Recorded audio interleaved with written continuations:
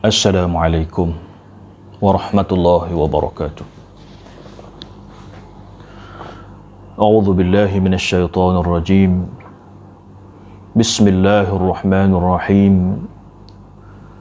Alhamdulillahi rabbil alamin. Wassalatu wassalamu ala asyrafil anbiya'i wal mursalin wa ala alihi wa sahbihi ajma'in. Allahumma salli ala sayyidina Muhammadin wa ala alihi wa sahbihi ajma'in. Amma ba'du. Alhamdulillah, pertama sekali kita merafakkan setinggi-tinggi kesyukuran kehadrat Allah Subhanahu wa ta'ala, kerana kita masih lagi diberi kesempatan oleh Allah Subhanahu wa ta'ala, diberi peluang untuk kita terus hidup, untuk kita mengabdikan diri kita kepada Allah Subhanahu wa ta'ala, untuk kita memperbanyakkan ibadat kita, untuk kita segera bertaubat di atas segala macam dosa, segala macam kesalahan yang kita buat. Mudah-mudahan Allah Subhanahu wa ta'ala mengampunkan segala dosa-dosa kita dan jadikan kita hamba-Nya yang sentiasa melakukan amal soleh dan sentiasa istiqamah dalam melakukan amal kebajikan ini, insya-Allah. Insya-Allah pada hari ini kita akan sambung lagi perbahasan dan perbincangan dalam kitab Tanbihul Ghafilin ini, yang bab yang ketiga yang membicarakan berkenaan dengan akal dan bebal ini, insya-Allah. Qala al-muallif rahimahullahu ta'ala wa nafa'ana bi'ulumihi fid dharain, amin ya rabbal alamin. Dan dikata orang yang berakal, dan dikata orang yang berakal itu meninggalkan dunia selama lagi bahawa dunia itu meninggalkan dia, dan berbuat kubur ia dahulu daripada masukkan dia, dan gemarnya akan Allah Ta'ala dahulu daripada bertemunya, yakni bertemu Allah Subhanahu wa Ta'ala. Dan dikatakan, disebutkan perihal keadaan orang yang berakal lagi ialah, yang pertamanya untuk hari ini ialah orang yang meninggalkan dunia selama lagi bahawa dunia itu akan meninggalkan dia. Baik, orang yang berakal ini orang yang meninggalkan dunia sebelum dia meninggal dunia. Bukanlah berarti meninggalkan dunia itu dia tidak cara hal urusan dunia. Bukanlah berarti meninggalkan dunia itu dia tidak ambil faedah dunia. Sebab sekarang ini kita duduk atas dunia. Maksudnya di sini, meninggalkan dunia kerana kelak akan datang dunia ni akan meninggalkan dia ataupun dia akan meninggalkan dunia. Maknanya di sini, orang yang meninggalkan dunia ini maknanya dia tidak mengambil dunia sebagai satu matlamat daripada kehidupan dia. Oleh kerana kita duduk di atas dunia, sudah tentulah kita ada komunikasi kita dengan dunia, interaksi kita dengan dunia, kehidupan kita dengan dunia. Tapi dia, orang yang meninggalkan dunia sebelum dunia meninggalkan dia, ataupun sebelum dia meninggalkan dunia ini, berarti orang ini dia tidak menjadikan dunia ini sebagai matlamat hidup dia. Sebaliknya, matlamat hidup dia, tujuan hidup dia kerana semata-mata nak mencari keredaan Allah Subhanahu wa ta'ala. Dia hidup atas dunia ni sebagai wasilah, sebagai cara, sebagai kaedah, sebagai jambatan untuk dia mendekatkan diri dia kepada Allah Subhanahu wa ta'ala, untuk memperhambakan diri kepada Allah Subhanahu wa ta'ala, untuk beribadat kepada Allah Subhanahu wa ta'ala. Jadi orang begini hidup dia cukup indah. Ya, orang yang tidak menjadikan dunia sebagai matlamat ini, hidup dia cukup indah. Hidup dia penuh dengan ketenangan. Hidup dia penuh dengan kesabaran. Marilah macam mana pun masalah dunia, dia boleh hadapi. Sebab dunia ni bukan matlamat dia. Betul, kadang-kadang orang yang menjadikan dunia ni sebagai matlamat, mari masalah mula serabut, mari masalah mula resah, ada ujian sikit, ada musibah sikit, mulalah buat perkara yang bercanggah dengan agama. Tapi orang yang dia tidak menjadikan dunia sebagai matlamat, kalau Allah Ta'ala uji dia dengan masalah, dia terima masalah itu, dia berhadapan dengan masalah itu, dan dia cuba selesai. Jadi orang ini, orang yang meninggalkan dunia ini, sebelum dunia meninggalkan dia, ataupun sebelum dia sendiri yang meninggalkan dunia, mana orang ini, dia tak kejar dunia.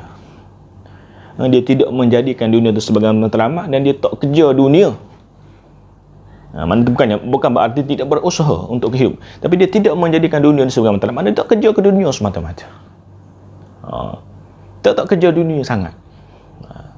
Usaha sebagai jalan untuk hidup, tapi tidak, dunia itu tidak dikejar. Ya. Setengah orang kejar ke dunia, masuk kejar dunia di sini, kejar ke dunia sehingga tak ingat ke Tuhan. Kejar dunia hingga tak sembahyang. Kejar dunia hingga tak pergi sembahyang berjamaah. Kejar dunia sehingga lupa Allah Ta'ala. Kejar ke dunia sehingga tak sempat untuk baca Quran. Kejar ke dunia sehingga tak cara sembahyang bang. Orang duk bang pun kerja semacam. Kejar ke dunia, cari ke dunia sehingga melupakan tanggungjawab kepada agama. Kejar ke dunia sehingga melupakan kewajipan syarak. Kejar ke dunia sehingga lupa tanggungjawab kefarduan yang perlu kita lakukan. Ini maksud orang kejar dunia. Ada pun orang yang dia melaksanakan, mengutamakan Allah dalam kehidupan dia, mengutamakan kefarduan yang difardukan oleh Allah Subhanahu Wa Taala dalam kehidupan dia. Maka orang ni walaupun dia dapat dunia, tapi dia tidak menjadikan dunia sebagai tempat dia kejar. Kita kena ingat. Ya, kita kena ingat dunia ni milik Allah. Allah Ta'ala boleh beri pada siapa yang dia nak beri. Allah boleh kurnia kepada siapa yang dia nak kurnia. Kerana dunia ni Allah Ta'ala buat. Dunia ni milik Allah. Kunci kekayaan dunia ni, khazanah dunia ni, hak mutlak Allah Subhanahu Wa Ta'ala. Allah Ta'ala boleh beri pada siapa yang dia nak. Allah Ta'ala boleh tarik daripada siapa yang dia nak tarik. Lepas tu kita orang beriman, kita yakin rezeki daripada Allah. Kita jaga kewajipan kita dengan Allah Subhanahu Wa Ta'ala. Kemudian ada usaha ikhtiar kita, insya-Allah dipermudahkan segala urusan umat Islam. Memudahkan segala urusan Muslim. Kita orang Islam ni mudah. Kita orang Islam ini apa keadaan apa semua baik. Kenapa? Kerana kita ada pegangan kita dengan Allah, kebergantungan kita dengan Allah Subhanahu Wa Ta'ala. Di samping ada ikhtiar kerja buat usaha yang kita lakukan. Betul lah. Dunia ni kalau kita kejar, payah untuk dapat. Sebaliknya orang yang tidak kejar dunia, tapi dia mengejar akhirat, insya-Allah dunia akan kejar dia. Dunia akan cari dia. Ini pemberian daripada Allah Subhanahu Wa Ta'ala. Sebab itulah kita jangan kita jauh ataupun jangan kita lupa hubungan kita dengan Allah Subhanahu Wa Ta'ala. Janganlah kita menjadikan dunia ini sebagai pemisah kita dengan Allah. Jangan kita menjadikan harta sebagai pemisah hubungan kita dengan Allah. Jangan kita menjadikan dunia ini menyebabkan kita jauh dengan Allah Subhanahu Wa Ta'ala. Sebaliknya, dunia ini tempat untuk kita dekat diri kita dengan Allah. Kita berusaha untuk kita bertakwa kepada Allah Subhanahu Wa Ta'ala, untuk kita memperbanyakkan amal ibadat, bertungkuh lumus untuk mendekatkan diri kepada Allah Subhanahu Wa Ta'ala. Betullah. Dalam dunia ini kita kena jaga hubungan baik kita dengan Allah. Dalam kehidupan kita di dunia, jaga hubungan baik kita dengan Allah Subhanahu Wa Ta'ala. Allah tak akan biarkan kita orang beriman. Allah tidak akan biarkan kita susah. Allah tidak akan biarkan kita berada dalam keadaan kesusahan. InsyaAllah Allah akan peduli kita. Allah akan beri bantuan kepada kita. Kerana Allah itu sebaik-baik penolong. Tapi kebergantungan kita itulah. keyakinan kita, kebergantungan kita kepada Allah Subhanahu wa taala. Bukanlah berarti meninggalkan dunia itu tak cara terus ke dunia. Bukanlah kata meninggalkan dunia tu tak makan, tak minum, tak pakai pakaian baik-baik. Bukan. Meninggalkan dunia bukan matlamat, tetapi akhirat itulah matlamat yang utama. Kadang-kadang kita melihat orang yang menjadikan akhirat itu sebagai matlamat utama. Orang ini boleh dunia melebihi orang yang kejar dunia. Ya. Orang yang menjadikan akhirat itu matlamat hidup dia. Orang yang menjadikan akhirat itu tujuan hidup dia. Orang ini kadang-kadang kita melihat, kita tengok orang ini lebih hebat dunia dia berbanding orang yang kejar dunia. Diberikan oleh Allah, dikurniakan oleh Allah. Orang yang cari akhirat, orang yang nak akhirat ini, Allah Ta'ala beri lebih kemewahan dunia kepada dia berbanding orang yang cari dunia saja tapi tak cari akhirat. Sebab itulah pemberian dunia ni pemberian Allah. Kejarlah akhirat, ya. Kerana akhirat ini negeri yang kekal, tempat yang kekal. Kita semua akan ke sana, tak ada seorang pun terlepas, semua akan ke sana. Dan di sana kekal abadi, kita tak patah balik dah. Kita tidak akan kembali semula ke dunia, tak ada. Kita tidak akan balik lagi ke dunia ini. Bahkan kita akan terus menerus menetap kekal di sana. Sudah tentulah bila kita nak pergi ke tempat yang kekal ni. Bila mana kita nak berpindah kepada satu tempat yang kekal, sudah tentulah persediaan yang perlu kita buat sehabis mungkin. Macam orang nak pindah rumah. Benar? Ya, orang nak pindah rumah. Dia duduk di rumah sewa. Ya, duduk di rumah sewa. Kemudian biasanya orang yang duduk rumah sewa ni dia tak sedia dengan terlalu banyak barang. Perabot pun taklah beli yang mahal-mahal sangat. Beli sekadar ada. Maknanya persediaan sebab rumah sewa. Rumah sewa ni rumah yang kita akan tinggalkan kemudian setelah kita ada rumah yang sendiri. Maknanya bila kita berada, kita duduk di rumah sewa ni, maknanya kita akan buat macam rumah sewa lah, rumah orang. Perabot pun kita takkan beli yang mahal-mahal sangat. Rumah pun rumah sewa. Kita jaga sebagai rumah orang dan kita tidak akan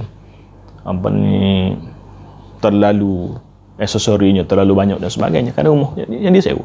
Tapi bila mana kita nak berpindah ke rumah kita sendiri, nak rumah baru, macam-macam lah, dengan perabotnya, ya, dengan almarinya, dengan sofanya, dengan dapurnya, dengan tanya, dengan macam-macam, dengan macam-macam lah, perhiasan, dengan langsirnya, kita akan hias sebab rumah kita sendiri dan kita akan duduk di situ sehingga kita mati. Begitulah dunia ni macam rumah sewa. Ya, dunia ni serupa rumah sewa. Kita akan tinggal. Kita nak pergi, nak balik ke rumah kita sendiri. Bila balik rumah kita sendiri, sudah tentulah kita akan buat persediaan yang terbaik. Maka sudah tentulah rugilah kita. Dunia ni tempat yang kita hanya sebagai satu tempat yang sementara, kita buat persediaan lebih daripada kita nak pergi tempat yang kekal. Ini satu kerugian yang sangat besar yang kita perlu perbaiki dalam diri kita. Dunia kita ambil sekadar keperluan kita, kita cari mengikut keperluan kita.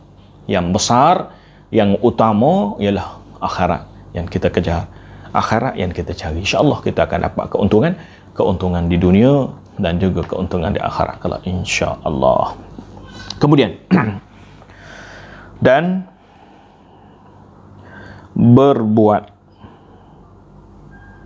berbuat kubur ia dahulu daripada memasukkan dia.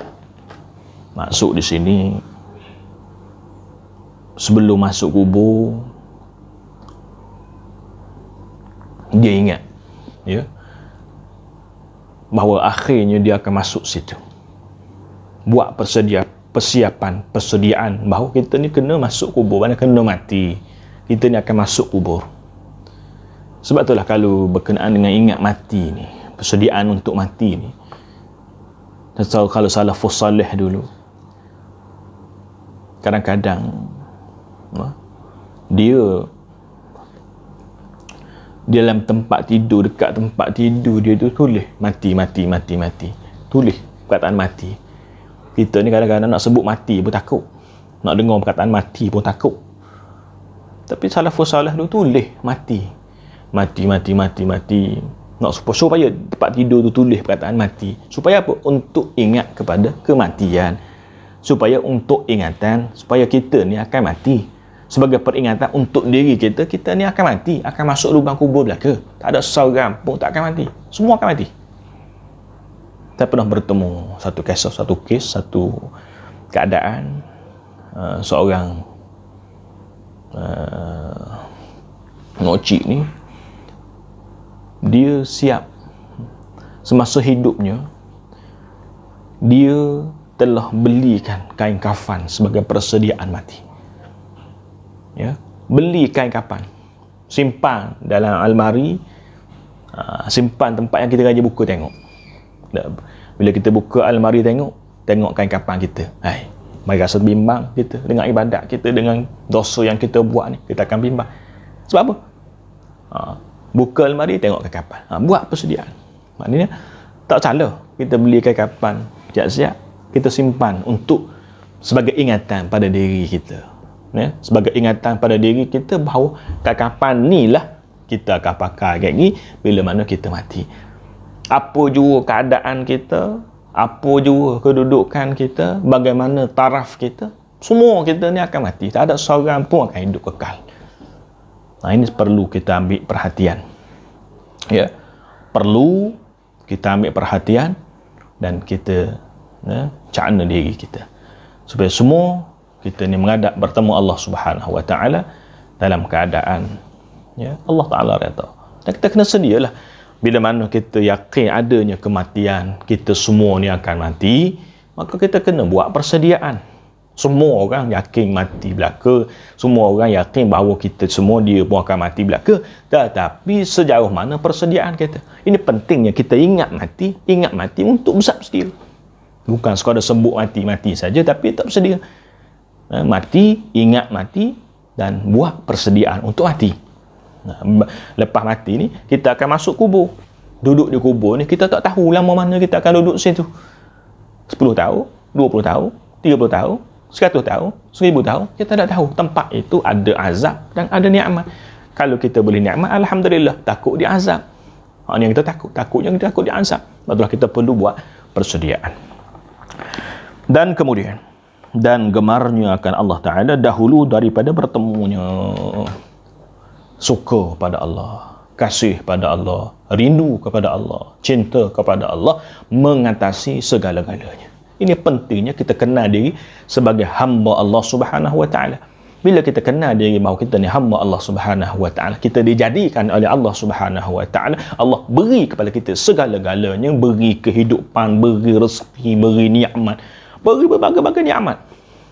Bila kita sedar diri kita ni hamba Allah dan Allah Ta'ala beri segala-galanya kepada kita, maka rasalah cinta kita kepada Allah, rindu kita kepada Allah, kasih kita kepada Allah, sayang kita kepada Allah mengatasi segala-galanya. Sebab apa? Kita ni beri, Allah Ta'ala beri belaka. Hidup Allah Ta'ala beri, dunia Allah Ta'ala beri, menumpang di bumi Allah Ta'ala, makan minum Allah Ta'ala kurnia, air, nasi beras semuanya Allah Ta'ala kurnia kepada kita. Maka inilah bila mana kita sedar kita ni hamba Allah, kita akan rasa cinta, kasih pada Allah. Kerana Allah cukup kasih pada kita, Allah cukup sayang pada kita, maka sudah tentulah kita kasih sangat-sangat untuk bertemu dengan Allah Subhanahu Wa Ta'ala. Dan kita harap juga insya-Allah Allah juga kasih dan redha untuk bertemu dengan kita. Dalam keadaan kita redha untuk bertemu dengan Allah Subhanahu Wa Ta'ala, pada masa yang sama Allah juga redha untuk bertemu dengan kita. Maka oleh sebab itulah bila kita sedar bahawa kita ni hamba Allah dan diberikan berbagai-bagai nikmat oleh Allah SWT, maka kita akan cetuskan dalam diri kita, usahakan, ikhtiarkan sungguh-sungguh dalam diri kita supaya kita jadi hamba yang kasih kepada Allah Subhanahu Wa Ta'ala, jadi hamba yang rindu kepada Allah Subhanahu Wa Ta'ala setiap masa. Orang yang kasih pada Allah ni, dia rindu Allah Ta'ala setiap masa, baik susah, baik senang, ingat Allah. Ini orang yang kasih dan rindu kepada Allah Subhanahu Wa Ta'ala. Jadi mudah-mudahan kita semua dalam keadaan rahmat dan keberkatan, ya. Mudah-mudahan hidup kita diberkati oleh Allah Subhanahu wa ta'ala. Maka ketahui olehmu bahawasanya yang berakal itu tiada menuntut dia dalam dunia melainkan kebajikan. Wallahu subhanahu wa ta'ala a'lam. أقول قولي هذا وأستغفر الله العظيم لي ولكم. السلام عليكم ورحمة الله وبركاته.